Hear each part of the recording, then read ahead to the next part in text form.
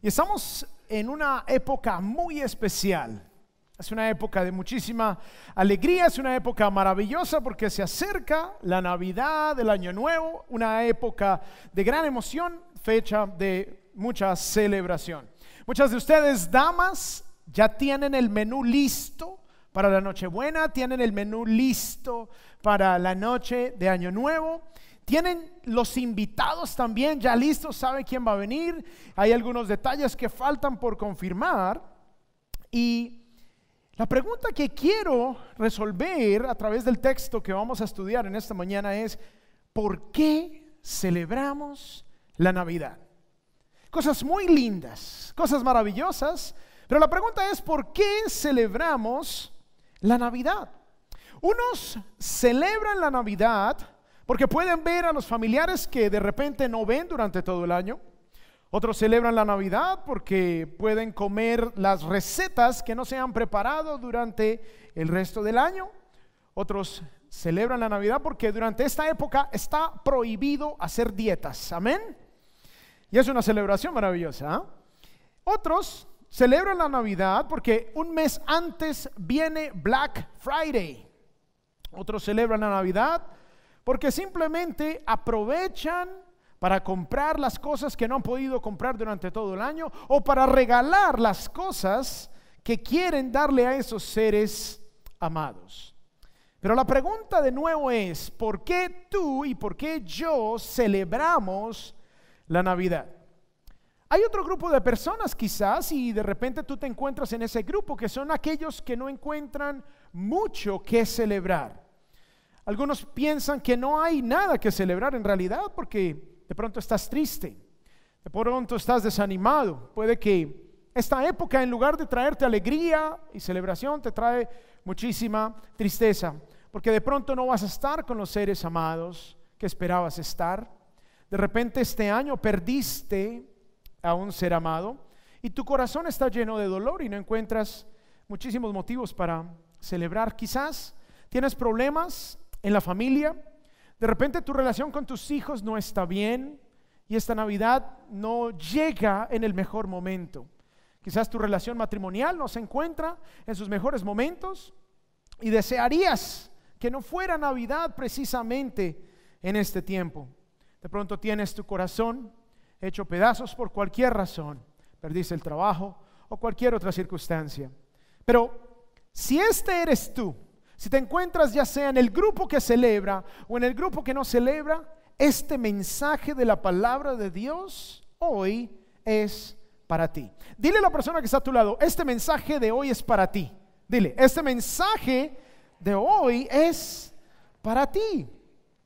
Este mensaje no solamente va a cambiar la manera en que tú veas la Navidad, sino que puede también cambiar el destino eterno de tu alma. Así que es un mensaje sumamente importante. Quiero iniciar contándote que la palabra Navidad viene de una palabra en latín que es la palabra nativitas y significa simplemente nacimiento. Así que la Navidad es la celebración, es la conmemoración de un nacimiento.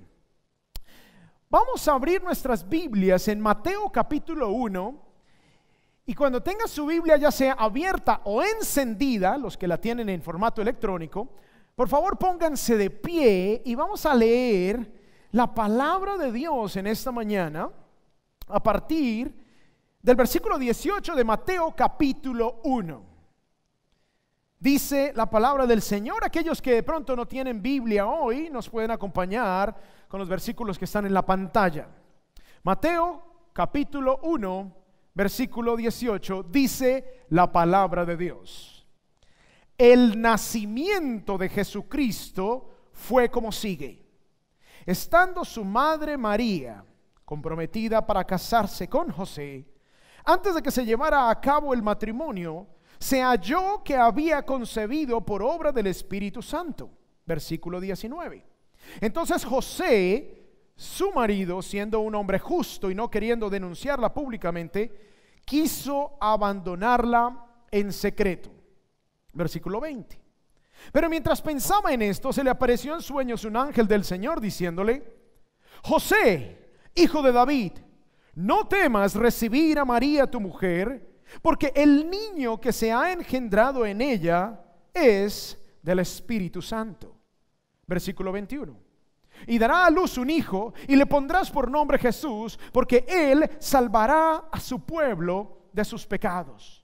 Vamos a saltar al versículo 24. Cuando José despertó del sueño, hizo como el ángel del Señor le había mandado, y tomó consigo a María como su mujer, y la conservó virgen hasta que dio a luz un hijo, y le puso por nombre Jesús. Que el Señor bendiga su santa palabra y podemos tomar asiento. Aquí tenemos la narrativa de la primera Navidad. Y es aquí donde podemos encontrar el sentido verdadero y la razón verdadera por la cual debemos celebrar la Navidad. Vamos a empezar entonces el estudio de este texto versículo a versículo. Versículo 18 inicia diciendo el nacimiento de Jesucristo. Se habla del nacimiento, que es básicamente lo que significa Navidad, nacimiento. Pero resulta que celebramos el nacimiento de alguien muy especial. En realidad, cada uno de nosotros celebra muy pocos nacimientos. Celebramos el nacimiento de nuestros seres amados, celebramos la época, conmemoramos nuestro cumpleaños cuando nacemos, pero no celebramos muchísimos cumpleaños. De la misma manera, la historia tampoco celebra muchísimos cumpleaños, no celebra muchísimos nacimientos, y este es uno de los cuales la mayoría de los países en el mundo de alguna manera lo celebran, aunque no entiendan siquiera qué es lo que están celebrando. Y es porque aquí se dice que es el nacimiento de Jesucristo. Lo primero que quiero contarles es que Jesucristo, que en español, en nuestras Biblias en español aparece como una palabra, en el idioma original en que fue escrito el Nuevo Testamento, el cual es griego koiné, es un tipo de griego que se usó del 300 antes de Cristo al 300 después de Cristo.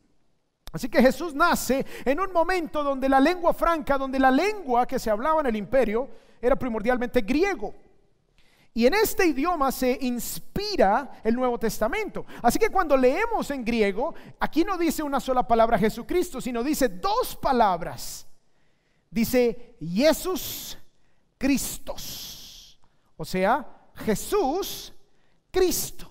Entonces vamos a analizar estas dos palabras, y para ayudarnos a recordar las cosas que vamos a hablar y los títulos o nombres de Cristo, vamos a usar un símbolo bastante conocido.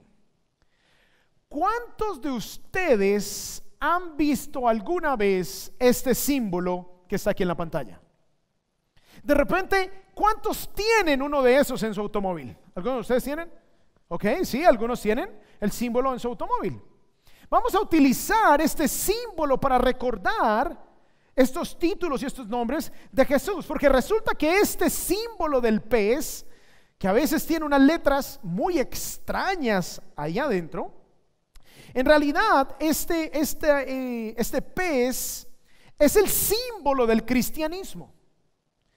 Y en griego tiene 5 letras que a nuestros ojos en español pareciera que dijera Ixoye, ¿cierto? Pareciera como que fuera una I, una X, una O, lo que conocemos como la Y y una E muy extraña.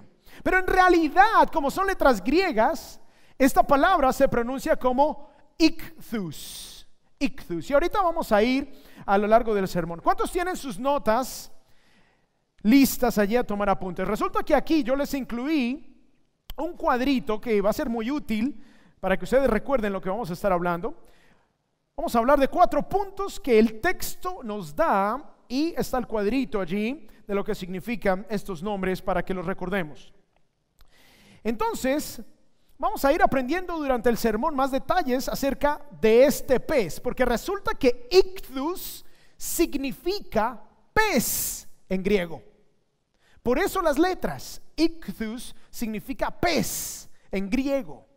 Y esto tiene mucha relevancia con el cristianismo, y vamos a ver cómo el texto de Mateo que acabamos de leer nos da las 5 palabras que inician con estas 5 letras griegas.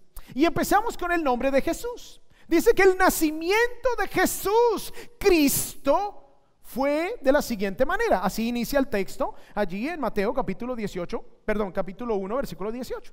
Resulta que Jesús viene de una palabra hebrea que es Yehoshua, o en la forma corta, Yeshua, que en español se traduce Josué. Jesús es la misma palabra para Josué. Era un nombre común en el primer siglo. No era un nombre extraordinario.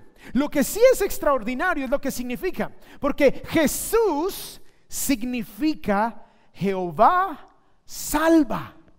Jehová salva. Y para darnos un poquito de contexto de lo que estamos hablando aquí, imaginémonos la situación de los judíos en el primer siglo.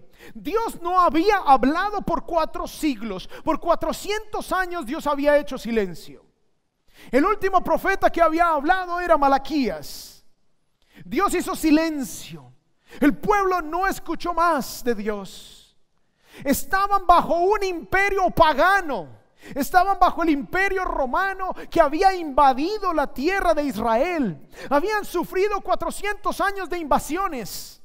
Habían sufrido hacia el año 160 y algo antes de Cristo, como Antíoco Epífanes. Este rey pagano entró al templo judío en Jerusalén y sacrificó un cerdo. Habían tenido la esperanza de los macabeos, que habían retomado el control del templo y le habían devuelto a Israel su corazón espiritual. Y había esa esperanza, pero luego vinieron los romanos, que es cuando el Señor Jesús aparece en la escena de la historia en su encarnación. Y entonces los judíos estaban en una época oscura, en una época difícil. El mundo no tenía esperanza. Pero de repente aparece este texto maravilloso y nos dice que el nacimiento de Jesús, que el nacimiento de Jehová salva. Y esta palabra emerge en el cielo oscuro del primer siglo como una estrella refulgente que brinda esperanza. Jesús significa Jehová salva. Y es importante esto del nombre de Jehová, porque es que Jehová es de alguna manera la transliteración de las 4 letras que se usaron en hebreo para identificar al único Dios verdadero, al Dios de Isaac, de Abraham, de Jacob. Ese Dios único y verdadero, el Dios de la Biblia, el creador de todas las cosas, se identifica como Jehová. Así que cuando dice aquí que Jesús nació, estamos hablando que el Señor está dando una señal a través de este bebé. Y resulta que nuestro pez, la primera letra de nuestro pez es la letra iota en griego, que es el equivalente a la letra I. Esa letra es la letra con la que empieza el nombre Jesús en griego, Jesús. Jesús. Y en Jesús tenemos aquí a Jesús. Jesús. Así que la primera letra de la palabra pez en griego significa Jesús. Sumamente significativo que el Señor, el creador de todas las cosas, el Dios todopoderoso, ahora trae a uno que muestra la señal de que la salvación está siendo anunciada. La salvación está siendo anunciada.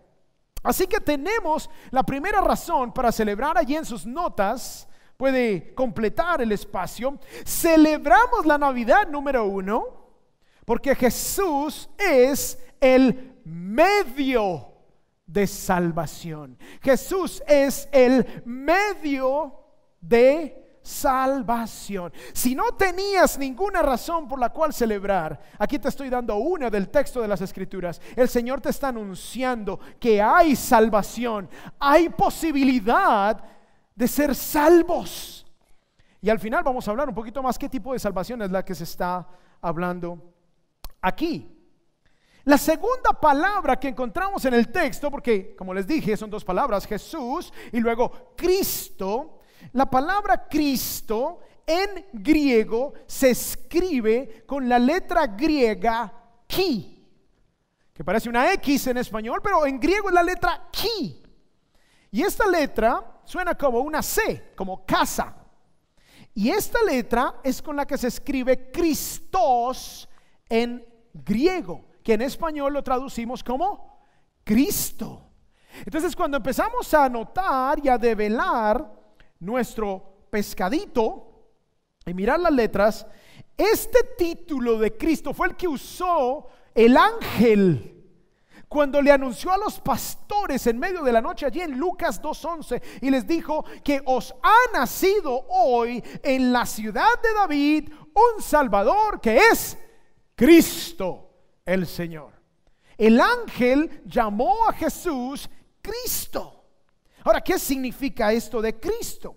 Resulta que Cristo es la traducción de una palabra en hebreo que es Mashiach, que es Mesías, y en griego se decía Christos, y en español se dice Cristo. Ahora, ¿qué significa esto de Mesías? Porque volviendo aquí a nuestro pez, ya tenemos dos letras. La segunda letra es la Ki, que habla de Cristo. Pero ¿qué significa esto? Christos básicamente significa el ungido. Y el ungido tenía mucho o era muy común para un hebreo, porque resulta que en el Antiguo Testamento, cuando alguien era nombrado profeta o rey o sacerdote, se tomaba una vasija gigante de aceite y se ponía esa vasija sobre su cabeza, y era bañada la persona que había sido elegida como rey, profeta o sacerdote, era untada, era ungida con aceite, en señal de separación para una labor específica, en señal de separación para una labor especial.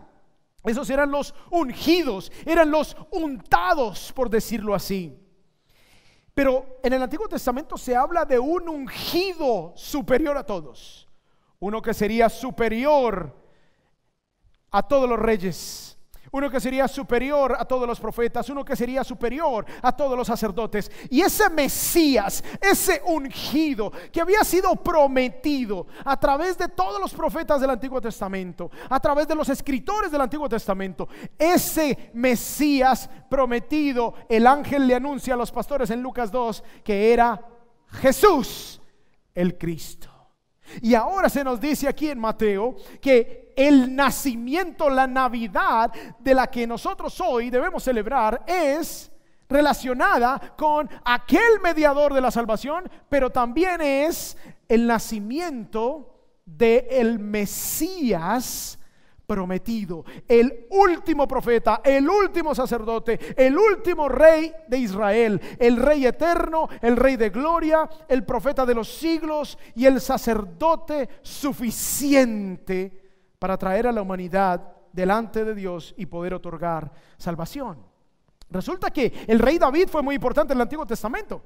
Y se hablaba de un ungido como David, de la línea de David, de la línea davídica. Y precisamente es Jesucristo quien cumple con estos requisitos. Así que con esa declaración en Lucas, el ángel está anunciando que ese bebé era el Mesías prometido, era el Mesías esperado. Y lo que nos está diciendo Mateo es que la Navidad se trata del nacimiento del Mesías. Punto número 2 en sus notas: celebramos la Navidad porque Cristo es el Mesías prometido. Ciertamente, el medio de salvación de Dios y el gobernador perfecto que había sido prometido desde los siglos atrás, un ser tan esperado y tan especial, debía tener un nacimiento especial, ¿no es así? No podía ser como el nacimiento de cualquier ser humano. Leamos el versículo 18 completo. Dice: el nacimiento de Jesús Cristo fue como sigue. Estando su madre María comprometida para casarse con José. Qué lindo nombre ese José, ¿no? ¿Cuántos dicen amén? De lo que se está hablando aquí es de un compromiso matrimonial. Resulta que estaban comprometidos para casarse. En otras palabras, antes de que José y María se casaran, sucedió algo.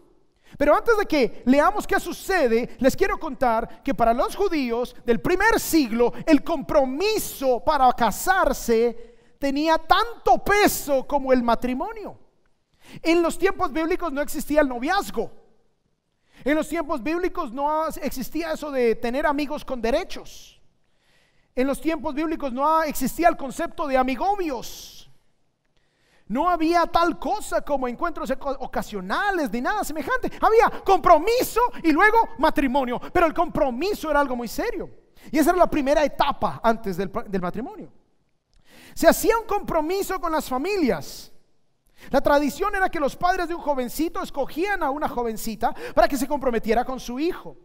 Los padres de la jovencita se comprometían a reservar a la niña para el jovencito. Y esto sucedía cuando ellos tenían aproximadamente 12 o 13 años de edad. Sin embargo, algunos textos rabínicos sugieren que los hombres en los tiempos de Jesús con frecuencia se casaban alrededor de los 18 años. La segunda etapa del compromiso involucraba hacer los arreglos oficiales con un acuerdo prenupcial ante testigos. Y en este punto la pareja de jovencitos entraban en un compromiso matrimonial oficial el uno con el otro. Esto era un contrato legal, el cual le daba al hombre derechos sobre la mujer, y dicho compromiso solo se podía disolver con un proceso formal de divorcio. Así que era muy serio. Es por eso que estos versículos, si seguimos leyendo ahí, ahorita lo vamos a ver, a José se le llama el marido de María, aunque solamente estaban comprometidos, aunque no se había efectuado la boda. Y en Galilea era la costumbre que durante el tiempo del compromiso las relaciones sexuales eran prohibidas. Estaban comprometidos, pero se reservaba la relación sexual para el matrimonio. La jovencita no dejaba el hogar de sus padres para vivir con su prometido, sino hasta el matrimonio. Era tan serio el compromiso en ese contexto que la infidelidad sexual durante este tiempo era considerada como adulterio, el cual bajo la pena del Antiguo Testamento, bajo la ley del Antiguo Testamento, el adulterio tenía que ser castigado con la pena de muerte. Era algo muy serio. Y aunque en el primer siglo era raro que alguien fuera apedreado por esto, aún así estaba la ley ahí dada. El otro caso era que si uno de los dos moría, el jovencito que quedaba vivo se le consideraba viudo o viuda. Así que este compromiso del que está hablando este versículo era algo muy serio. Seguimos leyendo. Antes de que se llevara a cabo el matrimonio, se halló que había concebido. María aparece embarazada y José sabía que no era de él. Vienen unas circunstancias bastante complicadas porque ahora José, ¿qué va a hacer? Dice que se halló que había concebido por obra del Espíritu Santo, pero eso solo lo sabía María, eso no lo sabía José. Y era una situación bastante complicada. Antes de que se lleve a la boda, resulta María embarazada, no es de José, ¿y ahora qué va a pasar? Dice entonces, o antes de continuar la lectura, encontramos entonces que es el Espíritu de Dios quien concibe a Jesús.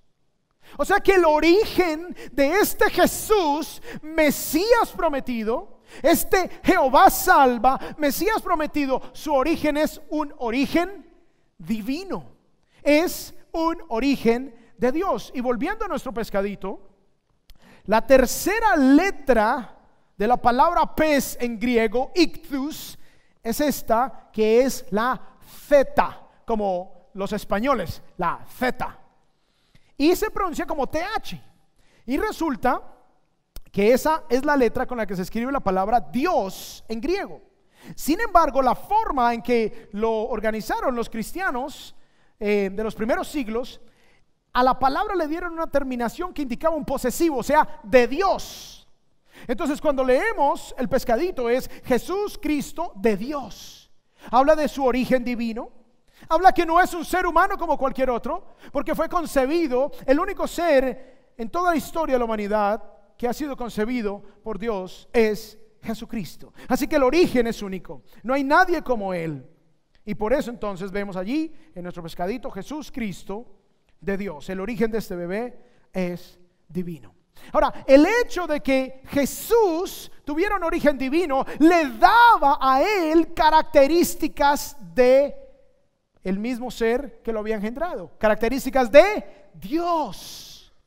Y aunque no es el estudio en esta tarde, sí les quiero leer rápidamente 8 versículos donde habla que Jesús es Dios. En Juan 1:1 dice que el verbo era Dios. En Juan 1:18 dice que el unigénito Hijo, quien es Dios. En Juan 20:28 al Señor se le llama mi Señor y mi Dios. En Romanos 9:5 dice que Cristo es Dios, bendito por los siglos. En Tito 2:13 dice que Cristo es nuestro gran Dios y Salvador. En Hebreos 1:8 dice tu trono, oh Dios, por el siglo del siglo, hablando del Hijo. Segunda de Pedro 1:1 dice, hablando del Señor Jesús, nuestro Dios y Salvador Jesucristo. Y primera de Juan 5:20 dice, este es el verdadero Dios, hablando de Cristo, y la vida eterna. Así que el nacimiento que celebramos en Navidad no es el nacimiento de cualquier persona, no es el nacimiento del vecino, no es el nacimiento del familiar, no es el nacimiento de alguien, de una figura importante en la historia solamente, no es el nacimiento de un buen maestro simplemente, es el nacimiento del medio de la salvación, es el nacimiento del Mesías prometido, es el nacimiento de un ser divino. Amén. Entonces, volviendo aquí a nuestra imagen del pez, tenemos la cuarta letra que parece la Y, pero en realidad está en la mayúscula de la U en griego, que es la upsilon. Y con la upsilon o la U en griego se escribe la palabra hijo. Se escribe huios, que en español es hijo. Entonces, cuando vemos el pescadito, Jesús, Cristo de Dios, Hijo, es Cristo el Hijo de Dios. Y este título, Hijo de Dios, tiene una connotación muy profunda, porque no es simplemente un título que tenía una relación especial con Dios hasta cierto nivel. No, la declaración Hijo de Dios la entendían aún los judíos como una declaración de deidad. Es por eso que en Juan 5:18, cuando Jesús dice que Él es Hijo de Dios, los judíos buscaban matarlo porque se estaba haciendo igual a Dios. Así que cuando Jesús dice Hijo de Dios, yo soy Hijo de Dios, está diciendo yo tengo igualdad con el Padre. Es una declaración de deidad. Por eso también en Juan 10:30-39 sucede otra confrontación con los judíos, y de nuevo cuando se declara que Él es Hijo de Dios, buscaban matarle porque ellos entendían que la expresión Hijo de Dios es una declaración de deidad. Así que tenemos aquí en el relato de Mateo que es el nacimiento de Jesús, medio de salvación, Cristo, el Mesías prometido, uno que fue engendrado por el Espíritu Santo, o sea que era hijo de ¿quién? Hijo de Dios. Podemos entonces completar en nuestra guía el punto número 3. Celebramos la Navidad porque Jesús es el Hijo de ¿quién? De Dios. Jesús es el Hijo de Dios. Muy bien, volviendo a la historia en donde José se encuentra con su prometida, que es virgen y ahora está embarazada. No es de José, José no había tocado a María. Esta mujer virgen, entonces, supuestamente a los ojos de José, bueno, pues imagínense, ¿quién va a creer esa historia de que ese bebé es del Espíritu Santo? Pues nadie va a creer esa historia. Dios tuvo que intervenir de manera soberana. En el versículo 19 dice, entonces José, su marido, siendo un hombre justo y no queriendo denunciarla públicamente, quiso abandonarla en secreto. José básicamente tenía dos opciones. Lo primero era presentar una denuncia pública por adulterio, por infidelidad. Decir, María adulteró, resultó embarazada, ese hijo no es mío, y obviamente hubiese expuesto a María a la infamia pública, a la vergüenza de una mujer adúltera. Me fascina lo que dice el texto: siendo un hombre justo. Siendo un hombre justo. Un hombre justo no está buscando dañar a los demás. Un hombre justo no se está aprovechando de los pecados ajenos para hundirlos, aun cuando el pecado supuesto iba en contra de él, iba en contra de su masculinidad, iba a herir en lo más profundo de su ser su orgullo, pero aún así su justicia estuvo por encima.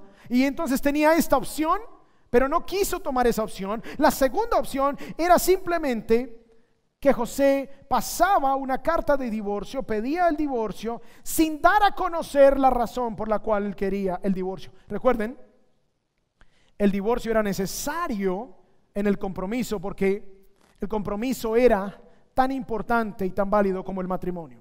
Por eso se necesitaba una carta de divorcio. Así que simplemente con 2 o 3 testigos, José podía pasar la carta de divorcio y secretamente, sin develar la razón, él simplemente la dejaba. Esto libraría a María del escarnio público y posible pena de muerte.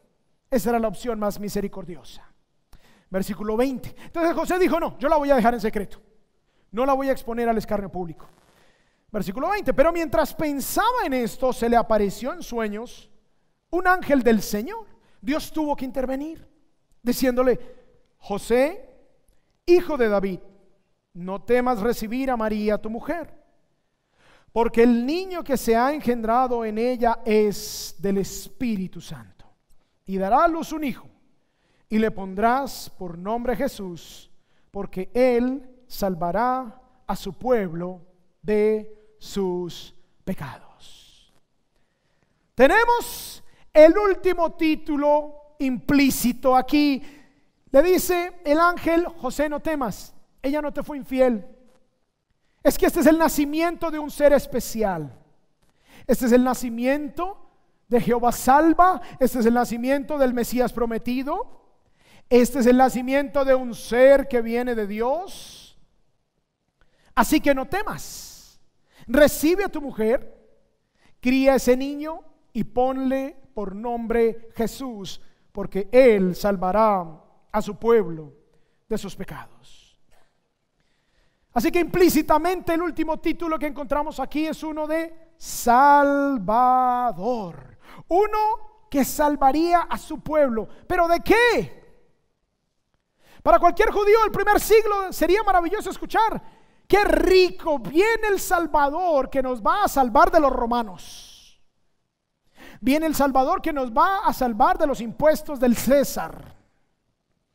Viene el Salvador que nos va a salvar de este caos social en el que andamos. Viene el Salvador que nos va a salvar de la pobreza. Viene el Salvador que nos va a salvar de la enfermedad. ¿De qué nos iba a salvar? ¿Qué dice el texto? Que salvaría a su pueblo de sus ¿qué? De sus pecados. Hoy Dios te ha traído a escuchar este mensaje. Tú no estás aquí por casualidad. Él te quiere salvar de tus pecados. Él no vino a salvarte de tus problemas financieros. Él no vino a salvarte de tus problemas económicos. Él no vino a salvarte de tus problemas legales o de inmigración. Él no vino a salvarte de tus problemas sentimentales. Él no vino a salvarte de tus problemas relacionales.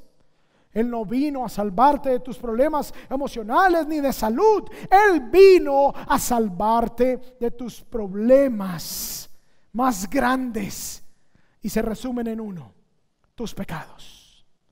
Él vino a salvarte de tus pecados. Ese es el problema más grande que tú y yo tenemos. El ángel anunció a los pastores el nacimiento de un Salvador, y por esa razón su nombre es Jesús, porque Él salvará a su pueblo de sus pecados. ¿Cuál es la conclusión? Si el Antiguo Testamento hablaba de que Jehová es salvación, entonces quiere decir que Jesús es la encarnación de Dios y viene a salvarnos de nuestros pecados. Punto número 4 y último en tus notas. Celebramos la Navidad porque Jesús es nuestro Salvador. Y es la última letra del pescadito cristiano, la letra griega sigma, con la que se escribe la palabra soter, que significa Salvador en español. Así que es mi oración que cuando tú veas este pescadito en un carro, ese pescadito que desde la etapa primaria y temprana del cristianismo los cristianos utilizaban para identificarse unos a otros. Se dice que algunos dibujaban la mitad del pescado cuando se encontraban con un forastero, y el forastero debía completar el pescado para identificarse que era de la familia de Dios. Así que punto número 4, celebramos la Navidad porque Jesús es nuestro Salvador. Así que tenemos a Jesús, Cristo, de Dios Hijo, Salvador. Y eso es lo que representan las letras en griego de este pescadito amarillo, que si lo leyéramos en español sería este pescadito azul que dice Ichthus, pez. Quiero cerrar dando una descripción que dio el doctor S.M. Lockridge acerca de Jesús. Tenemos muchos motivos para celebrar. Y si tú hoy, en medio de tu tristeza, en medio de tu agonía, no tenías una razón, hoy el Señor te invita a que lo recibas en tu vida y tengas hoy la razón más grande para celebrar la Navidad. Y es que Cristo murió por tus pecados. Cristo murió por mis pecados. Cristo vino a salvarte a ti y vino a salvarme a mí, para que ahora podamos tener la vida eterna. El doctor Lockridge dijo así: la Biblia dice que mi rey es el rey de los judíos. Él es el rey de Israel. Él es el rey de justicia. Él es el rey de los siglos. Él es el rey de los cielos. Él es el rey de gloria. Él es el rey de reyes. Y Él es el Señor de señores. Ese es mi rey.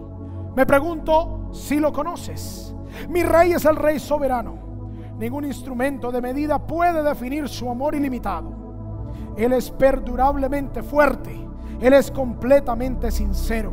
Él es eternamente firme. Él es inmortalmente lleno de gracia. Él es imperialmente poderoso. Él es imparcialmente misericordioso. ¿Lo conoces? Él es el fenómeno más grande que jamás ha cruzado el horizonte de este mundo. Él es el Hijo de Dios. Él es el Salvador de los pecadores. Él es la pieza central de la civilización. Él es incomparable. Él no tiene precedente. Él es la idea más sublime de la literatura. Él es la personalidad más grandiosa de la filosofía. Él es la doctrina fundamental de la verdadera teología. Él es el único calificado para ser el todo suficiente Salvador. Me pregunto si lo conoces hoy. Él provee fuerza al débil. Él está disponible para el tentado y el cansado. Él se compadece y salva. Él fortalece y sostiene.